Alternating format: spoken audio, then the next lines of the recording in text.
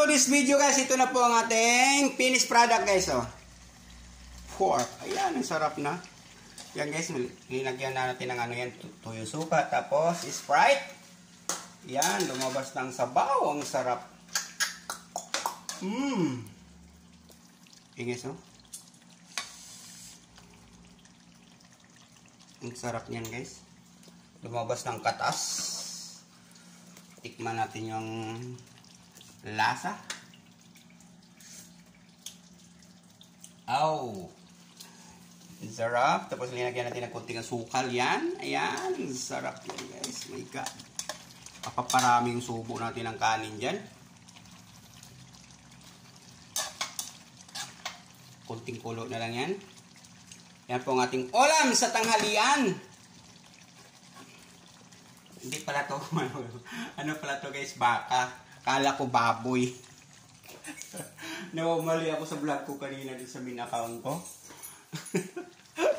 Nung tinikman ko siya, baka pala. Oo, kala ko baboy. Nako, nawamali tayo sa unang vlog natin. Ang nakalagay doon sa title ay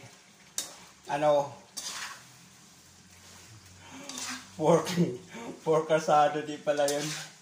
Dapat beef. Nako! Nawawamali tayo doon sa unang vlog. Ayan guys, oh. Sarap.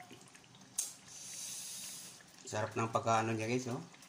Pagkakulo, talagang talaga yung niya guys, yung malagkit na yung kulo niya guys. Tapos linagyan natin ito ng Sprite. Tapos dalawang kutsarang sugar brown.